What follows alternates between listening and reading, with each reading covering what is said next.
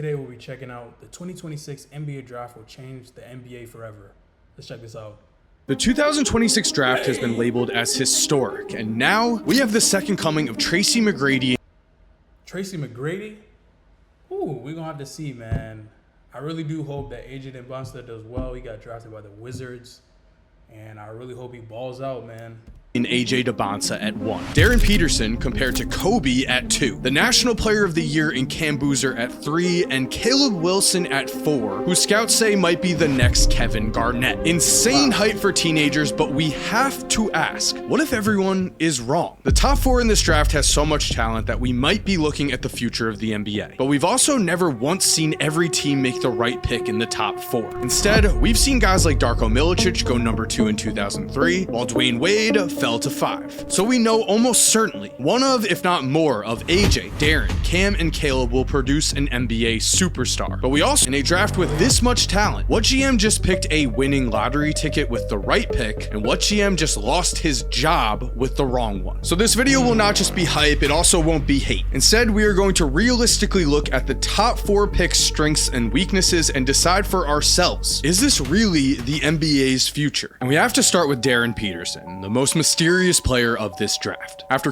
coaching against him, Doug Gottlieb called Darren Peterson the closest thing to Kobe Bryant he's ever seen. Big words, but in his first 9 college games, Darren Peterson was a megastar. In just 26.7 minutes a night, Darren averaged 22.4 points, 4.4 rebounds, and 2.1 assists, as it appeared that Bro, that's good.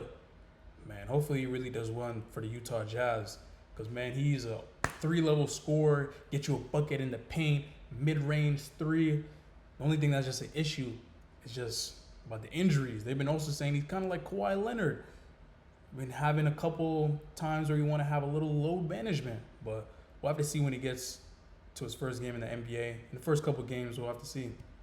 Scoring at the college level was just too easy for him. He also shot over 40% from 3 on almost 3 makes a game. He was still easily the #1 guy. And at the NBA Draft Combine, Darren measured in at 6'4.5" without shoes, the same height as Devin Booker, and his wingspan is longer than Booker, Klay Thompson, and DeMar DeRozan. So Darren has an NBA body. He's quick, he's athletic, he has a beautiful jumper. Why then is he mysterious and there's so much doubt around him? Well, people are afraid that he is actually the next Ben Simmons. During the season, Darren missed 11 total games for reasons that were not fully explained at the time. We were told it may have been injuries to his legs that were keeping him out, but people also thought he was purposely not playing basketball because he did not care about winning in college. A tweet got 18,000 likes that said, "Billy, this is Darren Peterson. He's a 6'5", 200-pound pure scorer and is a matchup nightmare. Only problem is, he hates playing basketball." This hate only grew when Darren matched up against AJ and BYU and scored 18 points in just 20 minutes, but subbed himself out early in the second half, creating a firestorm of controversy. But Peterson says the negative perception about him is all wrong, that he started using creatine this season and that led to scary body cramps. At one point, his body cramped so badly that he said, "I thought I was going to die on the training table that day." We have to admit, one season of college basketball is such a small sample size. Darren could have been plagued with terrible luck, and as a senior in high school, he averaged 30.4 points, 7.4 assists, 6.8 rebounds, and 2.2 steals a game, while also shooting 44% from 3. That is the guy scouts were comparing to Anthony Edwards and even Kobe Bryant. And Darren has gone on the record to say, "Basketball is my life. If I could have been out there every game this year, I would have." But we do only have his college season to work with, and so there are other concerns. Darren averaged just 1.6 assists per game this season, calling his playmaking into question. Darren's also gotten the reputation of an antisocial player, and a lot of teams want their franchise star to be a vocal leader. Darren has described himself as a lead by example type of guy, which has worked on teams like the Warriors, where Draymond is vocal while Steph stays to himself. But it's also been the downfall of many of Kevin Durant's teams. Now, to be fair though, Ben Simmons didn't make the NCAA tournament, and Darren not only made the tournament, he went out and played in 2 NCAA tournament games and averaged 24.5 points before Kansas lost in the second round. He could have sat out the rest of the season. Instead, he chose to play. With the Jazz, Darren is in a perfect situation to develop his game. Utah already has a young and potential all-star guard in Keontae George, George, a two-time All-Star and former Defensive Player of the Year big in Jaren Jackson Jr., and an almost 27-point-per-game scorer in Lauri Markkanen. Add in Ace Bailey, who just averaged almost 19 points per game in the last 21 games of last season, and Utah suddenly has an extremely promising core. Even if they choose not to pay Walker Kessler, which they still might, the Jazz have a lot of promising young talent along with proven veterans who are going to help them win games right away. Utah won just 22 games last season, but will be one of the NBA's biggest turnaround teams next year. It is their goal to push for a playoff spot, and we saw how playing in the playoffs helped Dylan Harper. And Darren does seem like a perfect fit to add to this roster, so we have to ask, why is there any doubt? Cam Boozer was not only the National Player of the Year, he was second in the nation in PER, first in box score plus minus, and first in win shares. He is a truck who forces his way to the rim and has the soft touch to finish from anywhere. In terms of college stats, he's one of the best prospects we've ever seen. He finished 9th in the nation with 22.5 points per game. He led the country in rebounding with 10.2 rebounds, and he even had 4.1 assists a night. Add to this the fact that he can shoot. He made over 39% of his threes on over 3.5 attempts a game. But scouts acknowledge the stats and are still worried that maybe we've seen this before. In 2015, also for Duke, Jahlil Okafor was National Freshman of the Year and led Duke to the NCAA championship, but his game didn't translate to the next level. Marvin Bagley in 2018, also National Freshman of the Year, also could not figure it out at the next level. That is the worry with Cam, that his game just will not translate. And being honest, his athleticism does not exactly pop out at us. At the NBA level, a non-athletic big could be a death sentence. Only, we have seen how efficient Nikola Jokic has been with next to no athleticism. So with this much production, with these incredible stats, should we actually be worried? Sometimes we don't need the eye test. Sometimes the production is what matters. But we're being fair in this video, and so scouts are worried that Cam does not have a true position to play. His current foot speed and lack of mobility do make it hard for him to be a power forward in the NBA, and his height is not exactly there as a center. He also only averaged 0.6 blocks a game. These are real concerns, but Cam also had 1.4 steals a game. His basketball IQ is off the charts, so if there is someone who's going to figure out how to dominate at the next level even without a true position, it's a player with the basketball awareness like Cam.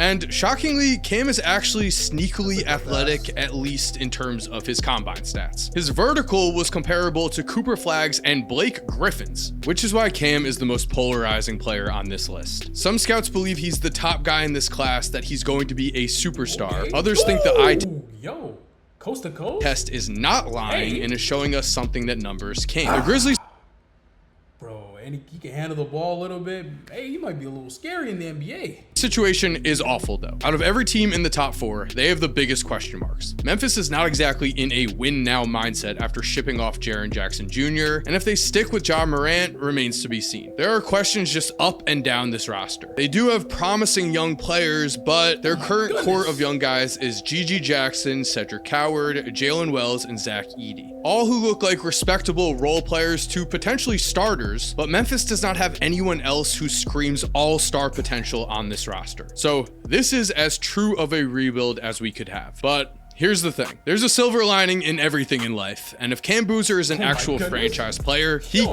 There's a silver lining in everything in life. And if Cam Boozer is an actual franchise player, he can be the man who the Grizzlies build around. The best news about Cam is that he has continued to prove he is the ultimate winner. And while winning, he has been the best player on every court he stepped foot on. He won 4 straight Florida State championships and was named Gatorade National Player of the Year twice. He took home 3 straight Nike Peach Jam titles, the first time that's ever been done. And adding on to this, he's already won 2 gold medals for Team USA and was named MVP of both of those international tournaments. That is what the Grizzlies are getting with Cam Boozer. His resume speaks for itself. But as for pick number 4, Caleb Wilson is the perfect player for the Chicago Bulls in their current rebuild. Right now, the Bulls core is really just Josh Giddey and Modest Buzelis. If Noah Osengwe develops, he could be a big part of the Bulls' future too, but that's no guarantee, which is why Caleb is on the perfect team for him. Watching his highlights, you can see he is an athletic freak. Before his season ended with a thumb injury, Caleb was second in the nation in both dunk and dunk attempts, which means you can bet that he will be catching lobs from Josh Giddey ASAP. at. And you might think that Caleb is a raw prospect, but really, he is just an absurd athlete who has limitless potential. The Bulls really are not going to be looking to win next season, which is a good thing for Caleb because he'll have time to develop. Right now, his jump shot is the only thing holding him back. At North Carolina, Caleb rose from the projected 8th pick to start the season all the way to pick number 4 because he not only showed insane upside, his stats were incredible. Caleb averaged 19.8 points, 9.4 rebounds, 2.7 assists, 1.5 steals, and 1.4 blocks a game, showing us he has the true upside to do it all. He has the foot speed to guard multiple positions. He is a disruptor who is great at blocking shots from the weak side. And on offense, he can operate out of the post. He knocks down mid-range jumpers. He attacks off the dribble, and again, when he's at the rim, watch out. Did I mention his advanced numbers were also awesome? Because he missed too many games, Caleb was not eligible for the stat leaderboards, but he would have finished 5th in the nation in win shares per 40 minutes, 5th in box score plus minus, and tied for 3rd in PER. In a lot of drafts, he would have gone top 2, but in this one, why did he slide to 4th? Well, scouts actually say that Caleb Wilson might be the most sure thing in terms of, hey, at least this guy is going to be a positive asset for this team. At least he's going to give us athleticism and defense and be an NBA player for a positive asset for this team. At least he's going to give us athleticism and defense and be an NBA player for a long time. That is a great foundation to start with, but we have to note that Caleb's three-point shooting ability is really the concern here. Because he doesn't have the strength to be a real center at the NBA level, Caleb needs to work on his jumper. In college, he took just 1.1 threes a game and made just 25.9%. Oh my goodness, bro, that's not good, bro. He's gonna have to be in the lab.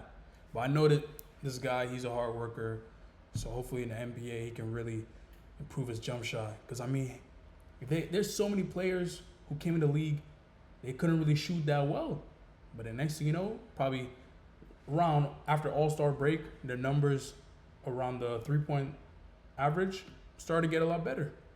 Of those shots. In the modern NBA, if you're gonna play the 4, you need to be able to shoot. Caleb also showed that he was a bit shaky when initiating plays, averaging 2 turnovers a game this season. So it is his franchise player upside that has kept Caleb from going top 3. But that doesn't mean he can't become that guy. If Caleb is going to develop into a top 5 player in the league, he's going to need to work on his jump shot and ball handling to unlock his full game. The best players in the world at this point in time are all stars who teams can rely to put the ball in their hands. Man, he be dunking with some power. He be like, trying to rip the rim down, man. And create offense at any time. Luckily, there is no rush here as the Bulls have tons of guards. And again, Josh Giddey will be initiating the offense right now. And the Bulls coaching staff will be able to put Caleb in positions where he can work on his ball handling, where he can work on his playmaking. And I want you to listen to this. Before playing Darren Peterson, Caleb said, "Bro, this matters to me. I was pissed off all week. First of all, they say they got someone on the other team who's better than me. Months ago, Caleb was annoyed that he was not considered the top player in the nation. And North Carolina went on to beat Kansas by 13. In that game, Caleb had 24 points, and we may have seen the competitive drive that helps him reach his full potential and make the fact that he wasn't a top 3 pick stupid. In such a loaded draft, why is AJ Debonsa considered this special? I actually just did an entire video breaking down just AJ and his game. So if you want to see that, that's on your screen right now, and it's also linked. Which means in this video, we're just going to focus on AJ's fit in the NBA. The Washington Wizards just made big time news by signing Trae Young to a massive extension. A lot of people hated it, but the Wizards are clear.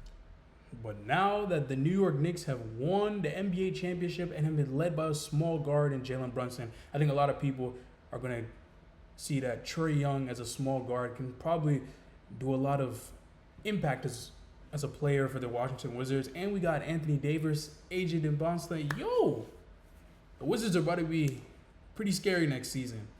Really trying to win now while they also build up their young core. Anthony Davis has been in trade rumors, but if the team keeps him, they will at least be a contender to reach the playoffs next season, which gives AJ every opportunity to step in and be a big time perimeter scorer for this squad. That is what the Wizards lack the most, wing scoring, but quietly, Washington has also been building up a solid core. Bub Carrington and Bilal Coulibaly have shown flashes. Keyshawn George took a massive leap and averaged nearly 15 points per game in his second season. season. And then there's Alex Sarr. Sarr is a former number 2 pick who increased his scoring to 16.3 points per game last year, and he shot 48%, which sounds okay, but it's up from 39% shooting in his rookie season. Sarr can shoot threes. He averaged 2 blocks a game. He could be the secondary star that a guy like AJ needs. And while AJ as a prospect has gotten some heat for being overconfident, his game has really done.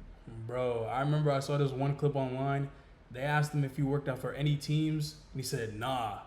Because I was like, yo, he didn't work out for no teams. I guess he was just super confident that he was going to be selected as the first overall pick. But hey, he ended up getting selected as the overall first pick. So hopefully he does well in the NBA. We'll have to see how he does. The talking. AJ just led the nation in scoring with over 25 points a game. He shot over 50% from the field. He was a first-team All-American, and he's almost 6'9" with a big body and a 42-inch vertical leap. His defense has been called into question, as has his jump shot. Those are his 2 biggest question marks. Those are the 2 things that could keep him from becoming a star. But even with those weaknesses, AJ has tremendous upside. There's a reason why scouts see shades of T-Mac and Kevin Durant in his game. So there we have it. Thank you for watching. If you're new to the channel, I really think you're going to like the 2 videos that are... Man, if you guys enjoyed this video, make sure you like, comment, and subscribe. Let me know any other videos I should check out related to basketball, because I am a basketball enthusiast. But until then, I'll see you on the next one.